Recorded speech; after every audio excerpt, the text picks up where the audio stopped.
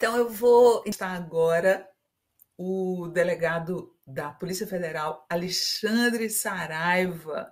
Eu estou muito curiosa para ouvir a opinião do delegado sobre a atual situação, né, que a Polícia Federal se encontra. Vamos colocar ele para subir. Olá, boa tarde! Como é que vai você? Boa tarde, Sinara. Boa tarde a todos aí que nos assistem. Eu me recuperando aí de uma virose pesada, mas no mais, ótimo, né? Trabalhando bastante, cumprindo aqui meu dever, que quem faz o que gosta está sempre de férias, né? Ah, que Então, bom, que bom. É bom pensar assim. Deixa eu te falar é. uma coisa. Só não Eu estou na queria Amazônia, começar. né? Só não estou na Hã? Amazônia. E eu estou tendo já uma espécie de, vamos dizer assim, abstinência amazônica. De vez em quando eu sinto uma saudade danada. Você está onde? Eu estou em Volta Redonda, Ah, é verdade. Você no interior acabou do sendo Rio. transferido para aí, né? É É, exatamente nesse ponto que eu queria começar a nossa entrevista. Em abril do ano passado, um você ano. foi exonerado do seu cargo porque abriu um inquérito contra o ex-ministro Ricardo Salles, né? E como é que está a sua situação na PF hoje? Primeira coisa, assim, eu não sou fã do MacArthur, não, General MacArthur, não. Não sou fã, mas ele falou uma coisa que eu vou repetir. Eu voltarei. Quando ele foi expulso lá das Filipinas, ele disse, né, eu voltarei. E ele voltou. Então, para começar isso, porque eu sou o tipo de pessoa que não desiste nunca. Uhum. Como eu estou? Primeiro, eu já estava 10 anos na Amazônia. Eu fui para a Amazônia como voluntário. Eu já estava lotado, eu estava bem posicionado na administração da Polícia Federal do Rio de Janeiro. Eu era chefe da maior delegacia da Polícia Federal no estado, que é a Delegacia de Nova Iguaçu, que é a maior, que é a maior parte das superintendências. Então, eu tive uma carreira na polícia que eu segui todos os degraus. Eu comecei conduzindo inquéritos mais simples. Depois eu fui alçado a chefe da Delegacia de Meio Ambiente da Polícia Federal do Rio de Janeiro, a DELEMAP, que é a minha delegacia do coração.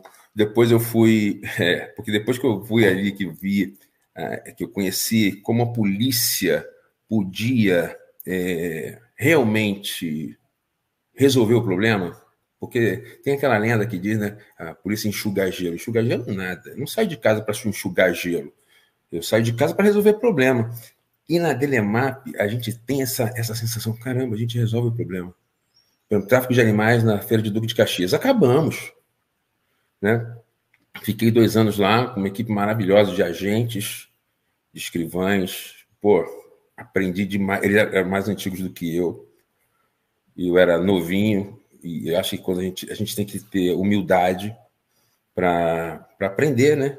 Porque uma coisa é saber direito, outra coisa é saber polícia. E acho que é isso que os delegados que entram na polícia têm que entender, né? Você pode entrar sabendo muito de direito, mas quem sabe de polícia são aqueles agentes ali antigões, que estão ali, são a estrutura, são os músculos e o cérebro ativo, o cérebro que movimenta a Polícia Federal. E depois eu fui para Volta Redonda, delegacia de Volta Redonda. Eu fiquei Que triste é na essa época. onde você está agora? Não, mas eu cheguei antes, né? Uhum. Porque a Polícia Federal, ela passou por um processo, isso 20 anos atrás, de purificação, em que a prioridade era combater a corrupção interna, o que eu concordo plenamente, e foi isso que mudou a história toda da Polícia Federal. Né? Então, essa geração que nos antecedeu, delegado Jorge Pontes, delegado Valdir Caetano, Delci Teixeira, Gilmar Pimentel, diretor-geral Paulo Lacerda, foi o legado da geração deles, que eles pegaram uma Polícia Federal da década. Pô, uma Polícia Federal que foi forjada na ditadura militar. Sim. E eles fizeram essa Polícia Federal com novos concursos, com a Constituição de 1988, eles transformaram, eles... Não, isso aqui não é mais assim. Eles fizeram o renascimento da Polícia Federal. Porque a Polícia Federal, como nós conhecemos hoje, é a Polícia Federal republicana, constitucional, né, que pautada na lei, que é uma polícia que investiga para encontrar a verdade e não para encontrar um culpado. Então, houve um grande... Eu entrei na Polícia Federal em 2003. Eu nunca, durante 17 anos, recebi uma insinuação, uma ligação, nada. Dizer, Saraiva, investiga ou deixa de investigar alguma coisa, sabe? Isso nunca aconteceu. Isso nunca aconteceu. Então, eu brinco que a minha geração ficou mal acostumada, sabe? A gente achava, e achávamos corretamente, que praticou crime, meu filho. Pode ser quem for. Vamos para cima com tudo. Mas então, nós fomos forjados nessa realidade. E não foi só a Polícia Federal, não. Ministério Público Federal, com quem, assim, eu tenho grandes amigos no Ministério Público Federal, tem essa coisa, o Ministério Público Federal, ele investiga a polícia. Não tem nada disso. A polícia é uma instituição que ela tem muito poder. E toda instituição que tem muito poder, ela precisa de controle. O ser humano precisa de controle, né? Porque senão é da natureza humana, tende a abusar. E eu acho que o delegado que trabalha, o delegado que está empenhado, ele nunca vai ter problema com o Ministério Público. Nunca tive. Nunca tive. E o Ministério Público sofreu demais também nesse processo, porque eles também sempre tiveram lista tríplice, eles escolhiam o procurador. Eu até tinha as minhas críticas a isso, não tenho mais. Eu tinha as minhas críticas, porque eu acho que assim, eles têm que indicar sim. Mas eu achava assim, questionável, e eu estou falando de fora, então não tenho nenhum direito, mas assim, só uma observação como cidadão. Eu achava que isso tinha que vir, não deveria vir de uma instituição sindical, certo? Isso deveria vir de uma outra forma, mas deveria ser lista tríplice. Como se deveria ser lista... Isso para o Ministério Público Federal. Para a polícia, eu sou contra a lista tríplice, desta forma. Para a escolha do diretor-geral, eu acho que a escolha tem que ser baseada... Por que eu estou falando tudo isso? Porque tudo isso tem influência no que está acontecendo. Por que isso está acontecendo? Porque se escolhe o diretor-geral que se quer. Se escolhe o procurador-geral que se quer. E aí manda nas duas instituições. Atrelou. Eu nunca vi isso. O Ministério Público desse jeito, nem a Polícia Federal desse jeito. Se houvesse uma lei, uma estrutura legislativa que garantisse isso, tanto no Ministério Público quanto para a polícia, nós estaríamos melhor. Mas isso era baseado no costume, sabe? A questão do Ministério Público Federal, por exemplo, indicar a lista tríplice, era baseado no costume. E na Polícia Federal... papel, né? Não tinha. Tudo bem, no direito administrativo, o costume é considerado fonte de direito, mas não tem a capacidade coercitiva. Porque hoje o que a gente vê é, mesmo quando está previsto na lei, o Estado às vezes não cumpre. Quando o Moro saiu do Ministério da Justiça, ele saiu dizendo que o Bolsonaro estava intervindo na Polícia Federal. É verdade isso? Continua? Olha, esse negócio do Moro, sobre esse fato, para mim um negócio muito estranho. Porque, primeiro, adivinha quem era o cara que o Bolsonaro queria colocar no Rio de Janeiro, que deu confusão com o Moro? Eu. E aí eu fiquei pensando, por que diabos eu? Um amigo meu me ligou, eu já estava 10 anos na Amazônia, próximo do Bolsonaro, o Alexandre Ramagem, isso está no meu depoimento lá no STF, perguntou assim para mim, você quer ir para o Rio de Janeiro? 10 anos longe de casa, né? Nessa época eu já tinha nascido meu filho, que por causa da pandemia ele não estava lá comigo, então eu falei, claro que eu quero. Claro que eu quero. Mas Por que você está me falando isso? Você ouviu falar alguma coisa e tal? Ele, não, tá rolando um papo aqui, eu acho que você vem. E tá, o papo foi esse. Passaram-se 4 meses, e aí o presidente Bolsonaro deu aquela entrevista dizendo que era o cara de Manaus, eu. E aí foi a pior coisa que aconteceu na minha carreira. Porque Hum. ficou parecendo que eu era o cara que vinha para resolver as teorias, né? Que era eu que ia aliviar a repressão à milícia. Quando, ao contrário, quando eu fui chefe de Nova Iguaçu, o que me salvou foi a minha história. Olha só.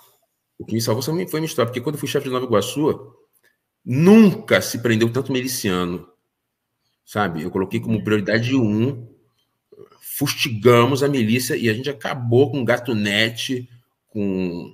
Assim, eu não tô exagerando, não, tá? A gente acabou com gatunete. Tanto em Volta Redonda, como em Nova Iguaçu. Com esses agentes aí que eu te falei, que são policiais excepcionais, tiveram uma ideia. Tinha que fazer um filme daquilo. Você já viu Você já viu podão? Sabe o que é podão? Que usa Não. para podar árvore? Que usa para podar árvore, cortar Sei, fruta. sei. Compraram um negócio daquele e a milícia estava tão abusada que eles botaram fibra ótica. Só que a fibra ótica, ela não pode ser cortada, ela não pode ser emendada. Eles Aham. foram com aquilo em cima da caminhonete, mas eles picotaram a fibra ótica dos caras, sabe? Gatunete é só para televisão a cabo? Não, para internet também. Na Ah, época era marca televisão. Na época era marca televisão. Mas aquilo era um rio de dinheiro. E a coisa estava tão grave que o Gatunete, na Baixada Fluminense, parecia legalizado. Você está entendendo? que Era loucura. tal da TV Nova Baixada. De tão normal, Uhum. né? Então, um amigo meu resumiu bem isso daí do Bolsonaro, né? Porque perguntaram para ele assim, pô, mas por que o Bolsonaro está chamando o Saraiva para ir para o Rio? Sim. Ele respondeu assim, porque ele não conhece o Saraiva, é só isso.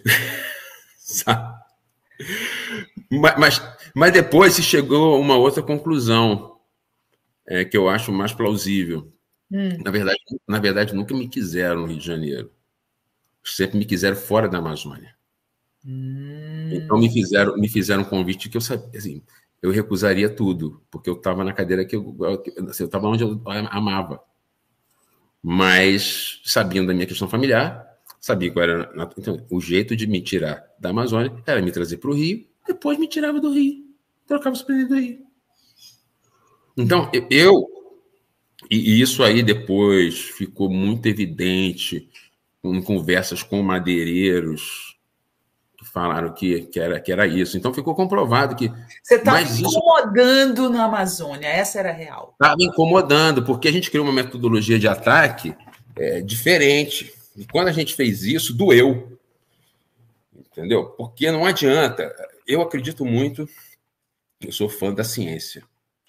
Eu sou fã da ciência. Que já me bota em rota de colisão com o governo, né? Eu gostar de Totalmente. ciência. É isso que eu ia dizer. Você já não fica mentindo. Sacrilégio, né? Você sabe também que eu fui sondado para ser ministro do meio ambiente do Bolsonaro? Sabe disso? Nossa, Olha, a ele minha realmente vida. não te conhecia, né? Não, a minha vida é muito doida. A minha vida é muito doida. Porque olha só. Vou, depois você edita e bota aí, vê como é que você vai fazer. Mas eu vou te contar porque é um episódio Não, vai interessante. na íntegra, amigo. Vai na íntegra. São Tá? 1 hora de entrevista com você Um na episódio íntegra. interessante. Eu, como te disse, trabalhei na Delegacia de Meio Ambiente do Rio de Janeiro. Na época, nessa operação, na verdade, começou em Nova Iguaçu, fizemos uma operação chamada Euterpe, que vem de uma planta chamada Euterpe edulis, que é uma palmeira ameaçada de extinção, que a gente estava fazendo um trabalho e tal. E a gente descobriu que tinham funcionários públicos envolvidos. Como que eu descobri? Servidores do IBAMA me alertaram. Servidores honestos do IBAMA me alertaram, está acontecendo isso. Alertaram o MINC. Eu falei, cara, vocês têm que Vocês já falaram isso com alguém? Ah, não, já falamos com o Mink. E o Mink fez o quê? Não, ele mandou um ofício, mas esse ofício está voando aí, ninguém sabe onde está esse ofício. Aí eu fui vasculhar, achei o ofício do Mink.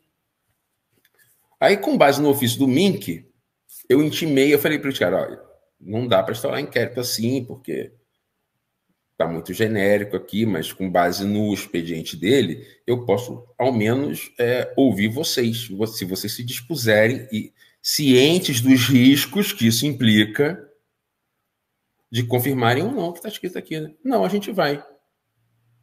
2 servidores do IBAMA, por justiça, eu vou citar o nome, Diogo Chevalier e Caio, não me lembro sobre o nome dele, servidores corajosos, tiveram até que sair do IBAMA depois disso.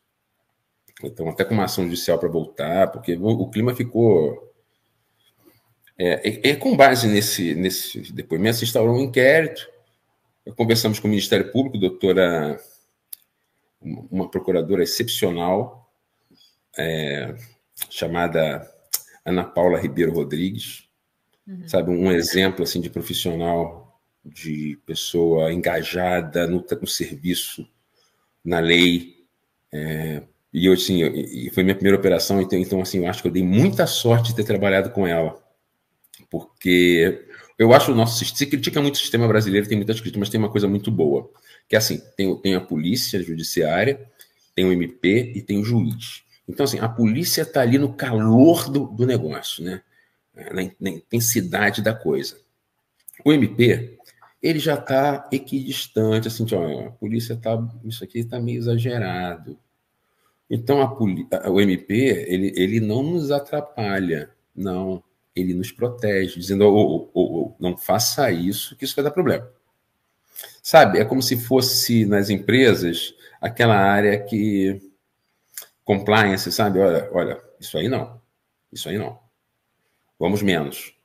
E ela fez isso assim de forma educada, suave, né?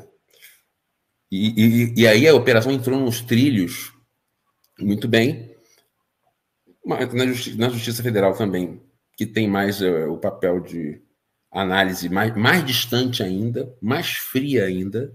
Então, assim, eu acho que dá uma impar. Quando tudo funciona como está. Eu sempre joguei com o regulamento debaixo do braço, sabe? Eu acho que se você quer cumprir a lei, a primeira coisa que você tem que fazer é cumprir também, né? Claro. Mas é sobre essa questão da intervenção do governo que o Moro Então, falou. Existe mesmo isso? Claro que existe, mas não existia. Mas essa operação foram presos 35 fiscais do IBAMA. 35 fiscais. Ou seja, o IBAMA quase inteiro. E na época, o Ministério do Meio Ambiente apoiou. Havia confiança no Ministério do Meio Ambiente. O Ministério do Meio Ambiente apoiou como? Nos dando acesso a sistemas. A gente não precisava falar, eu quero para fazer uma operação tal. Não. Olha, eu Ainda com preciso de Salles acesso. no governo? Não. Antes. Marina Silva. Naquela época você está falando. Tá Naquela bom. época. Naquela época. Eu estou fazendo isso para fazer um paralelo. Entendi. A Marina Silva. A gente precisa de um sistema tal para analisar isso. Precisamos de servidores para analisar, nos ajudar a pedir uma autorização judicial. Enfim, para você ver a diferença de um governo que, com seus erros todos, mas que naquele momento, naquela operação, e de modo geral, no que eu vi, era um governo comprometido com o combate à corrupção. Tá me entendendo? Eu estou falando da minha experiência pessoal e posso até dizer de colegas que conheço muitos delegados, nunca ninguém disse assim, o ministro tal... Próprias pessoas da Lava Jato disseram que tinham total autonomia, né? E o diretor é o Leandro Daello, que é uma figuraça, foi meu chefe, tem um enorme carinho por ele. Agora, por que eu estou te contando isso tudo? Por comparação, é mais fácil a gente entender. Sim. Porque eu não abri o inquérito contra o Ricardo Salles. Aí que tá. Eu abri o inquérito contra a extração ilegal de madeira no Pará. Nem nos meus piores pesadelos eu ia imaginar que o ministro do Meio Ambiente ia sair de Brasília para fazer papel de advogado de bandido. Você está entendendo? E eu falo isso com a maior tranquilidade. Sabe por quê? Primeiro que eu torço para ele me processar. Mas ele não faz isso, que ele não é otário. Porque eu tenho 2 carrinhos de supermercado de provas. 2 carrinhos de supermercado de prova. Ele que ouse me processar. Ele vai pagar sucumbência para o meu advogado. Ele não só defendeu, numa entrevista na Folha de São Paulo, eu tinha 50 homens no meio da selva amazônica combatendo o crime, e ele deu uma entrevista para o Estado de São Paulo, desculpe, descascando a operação, falando mal da operação. Eu, quando li aquilo, sabe, meu sangue subiu. Aí eu liguei para Camila Matoso, da Folha de São Paulo, falei, você viu isso? E ela vivia falando assim, pô, na entrevista, cara, se eu te der entrevista, eu vou capotar, não vou conseguir fazer o trabalho que eu estou fazendo. Sim, claro. Mas eu falei, agora eu falo. E eu dei uma entrevista de 1 página também. E eu descasquei. E foi ali que eu falei, ó, aqui não vai passar boiada. Aqui não. Por quê? Primeiro, porque era o certo a ser feito. Segundo, você imagina os policiais lá no meio da selva, que é um ambiente... A selva, para a gente aqui, é um lugar, né, pô, idílico, para ir fazer... Não, lá é mosquito, é provação, o pessoal fica lá sofrendo. Aí escuta um negócio daquele desmoralizando a operação. E o superintendente, que era eu, não falar nada. Entendeu? Então, eu dei uma entrevista daquelas para a Folha de São Paulo, de 1 página também. A Camila conduziu muito bem a entrevista. E foi ali que aí... Porque eu andava assim, no fio da navalha. Ali. Eu nunca ganhei cargo no governo Bolsonaro, para começar. Quando o Bolsonaro tomou posse, eu já era superintendente no Amazonas. Eu fui superintendente em Roraima, eu fui superintendente no Maranhão, tudo do governo não Bolsonaro, tá? Para depois não dizer que eu estou praticando. Sim. Eu fui... Os governos anteriores, digamos. Os governos anteriores. E no Amazonas foi engraçado, porque eu fui nomeado, assinado o documento no governo Dilma, mas aí houve a troca, virou Temer, então tanto o diretor-geral do governo Dilma como o diretor-geral do governo Temer assinaram minha indicação. Então, assim, eu não devia nada. Aliás, eu não devia nada para ninguém. Porque eu nunca pedi cargo. Eu nunca pedi para ser superintendente. Uma sexta-feira de tarde, me ligaram e perguntaram assim, eu quero ser superintendente em Roraima? Eu era carioca, tá? Eu era carioca, estava no Rio. Sabe quanto tempo eu levei para responder? 5 segundos.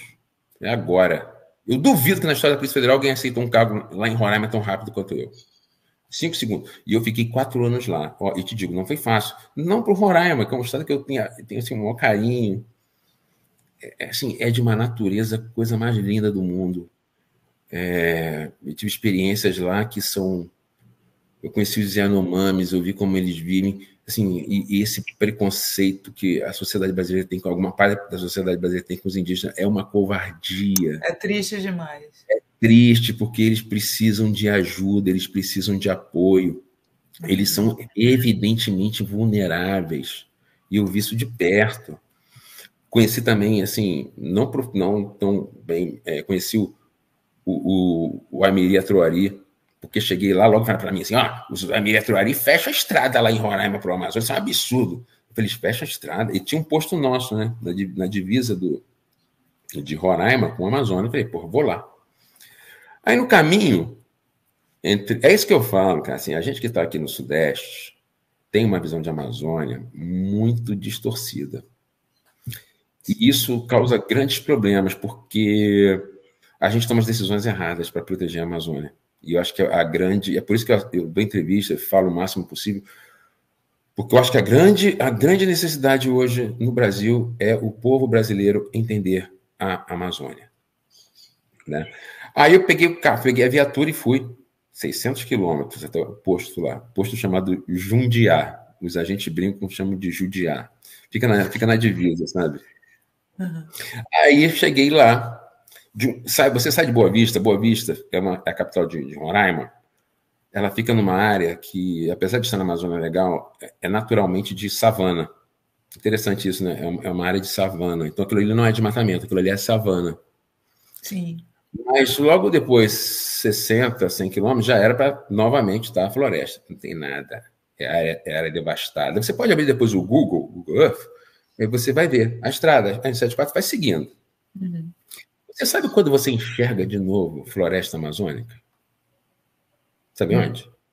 Na terra Uaimirim. É quando começa a reserva. Que eles Uaimirim. protegem, né? Eles protegem. Eu já cheguei lá pensando, pô, sabe, eu acho que eu já gosto mais deles do que desse pessoal aqui. Aí chegando lá, conversei com um agente antigão, que já estava lá um tempão, eu falei, que negócio aqui, o que está acontecendo aí? Ele falou, meu chefe, não mexe nisso aí não, essa corrente aí é a melhor coisa que tem. Eu falei, como assim? Não, porque eles só fecham de noite. E aí, pra gente aqui controlar a criminalidade é a melhor coisa. Porque não passa de noite e de dia, a gente consegue olhar. Eles autorizam passar perecível, tudo. A gente tem uma conversa muito. Eles têm uma conversa muito boa com a Polícia Federal. Você está entendendo de você ouvir direto? E essa história pessoas, cheia de eles fecham as estradas. Olha, por que eles fecham? cheio de americano em Roraima. Aí eu vi logo uma. Assim, e eu sempre fui muito sensível com essa questão de atropelamento de animais silvestres. Tanto que tem um inquérito meu de Nova Iguaçu sobre atropelamento de animais silvestres contra uma concessionária. E fechando durante a noite, o índice de atropelamento de animais silvestres despenca assim, tipo 99%. E aí, para melhorar. Da natureza, né? Cara, eles dependem da floresta. E a floresta precisa deles. Eu não sou a favor de dar arma para eles, não, primeiro, porque a lei não permite, e segundo, que vai colocar os indígenas numa situação de extremo perigo. Isso é trabalho do Estado. Isso é trabalho do Estado. Tá? Mas aí, nesse mesmo dia, estavam passando 2 contêineres de madeira. 2 caminhões, estavam lá parados esperando. Eu falei, deixa eu dar uma olhadinha nesse documento, essa madeira aí. Uhum. Tudo legal. Aí eu tinha uns índios ali que estavam lá, tipo, fazendo o plantão deles ali na estrada. Aí eu tentando conversar com eles, um português assim, bem limitado deles, né? Isso eu acho uma coisa que a gente podia melhorar. Eu acho que os indígenas têm que ter acesso à educação. Mais acesso à educação, sabe? A matemática, eu acho que a gente tem que investir nisso para quê? Para que eles possam se defender. Sem mexer na cultura. Não pode deixar super protegido, não, né? Porque aí fica à mercê dessa gente. Porque isso não é proteger. Entendeu? Então, assim, se tem, não ser obrigatório, mas deixar à disposição. E isso tem lá na UFAM, na Universidade Federal do Amazonas, você vê muitos indígenas. Inclusive, um grande arqueólogo que eu conheci, o Tijolo, ele é indígena. Entendeu? Então, assim, eu acho que a gente tem que abrir mais as portas para os indígenas. Primeiro, a universidade vai ganhar porque vai ter acesso aos saberes deles, que são ancestrais e que são, assim, valiosíssimos. Aumentou muito, né? Mas não foi o suficiente ainda, né, Sara? Não, está muito longe. Eu vejo pelo povo Yanomami mesmo, que eu acho que é o mais massacrado hoje é Yanomami. Sim. O que estão fazendo agora veja só. É genocídio. Aquilo ali é genocídio. E eu posso falar tranquilo, sabe por quê? Eu trabalhei em Roraima e eu vi aquele negócio do garimpo, falei, nós vamos acabar com o garimpo. Aí o delegado falou para mim assim, não tem como acabar. Tem, claro que tem como acabar. Claro que tem como acabar. Vamos acabar com eles. E aí analisamos a situação, fizemos uma operação chamada Chauara. Tudo que eu estou te falando você pode conferir na internet, eu não estou aumentando 1 milímetro. Uhum. Eu falei, vamos quebrar esses caras pela logística. Como é que eles levam gasolina, víveres, peças? Eles levam de avião. Leva. Qual o nome dos pilotos? Vamos investigar os pilotos. 30 e poucos pilotos. Qual o prefixo dos aviões que levam? Tal. E de barco, eles vão por onde? Por Ariquera. Eles vendem para quem? A gente já sabia de tudo. Estava todos os inquéritos. Era só. Eles vendem para quem? Eles vendem para fulano, Beltrano, Ciclano. Preparam uma operação Chauara. Bota depois no Google. Chegamos até em DTVM em São Paulo. E aí, olha o que a gente fez. Apreendemos todos os aviões. 14 aviões. Estava lá na frente da superintendência. Parecia a Força Aérea. Sabe, engraçado. 14 aviões. Os pilotos, pedimos para o juiz a suspensão do brevet. Na época, tinham 5 mil garimpeiros dentro da terra indígena Yanomami. E fizemos um posto. Olha como é fácil. Eu digo que é fácil. As pessoas... Eu falei no Roda Viva que com 60 homens eu acabo com um garimpo na Amazônia, ficaram rindo, mas 60 homens e 2 helicópteros, eu acabo com eles. Eu vou explicar por quê. Aí fizemos um postinho. Tinha um coronel Guerra, um cara do Exército, um cara ponta firme, general Franklin Berg, porque a gente não pode pegar as Forças Armadas, sabe, e colocar tudo no mesmo bolo. Porque eles vivem sob uma hierarquia pesada. Ó, eu sou da polícia. A polícia é uma hierarquia pesada também, mas não se compara com a das Forças Armadas. E eu estou respondendo a processo administrativo, processo disciplinar, estou sendo perseguido. Ninguém mais na Polícia Federal fala. Você já viu algum delegado falar igual eu falo? Procurador da República também tem um monte de garantia, ninguém fala, porque sabe que a perseguição... Eu não critico, não, a perseguição é pesada, porque eu dei uma de doida mesmo. Eu falei, quer saber? A minha mãe, que foi é a pessoa mais corajosa que eu conheci na minha vida, mas é uma coragem perto da... Uma vez eu perdi o emprego, eu cheguei em casa triste.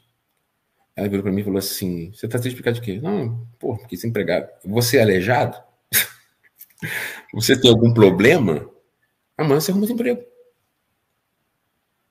É isso aí. Tá entendendo? E eu levei isso pra minha vida. Então, assim, eu não vou deixar de fazer o que é certo, de me indignar. Ah, você vai ser demitido, dane-se.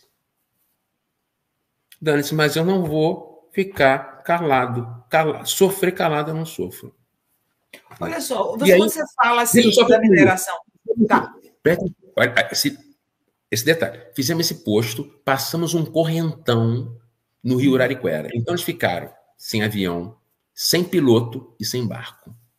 Como é que vai fazer garimpo assim? É verdade. 6 meses depois já tinha garimpeiro saindo a pé de dentro da terra Yanomami.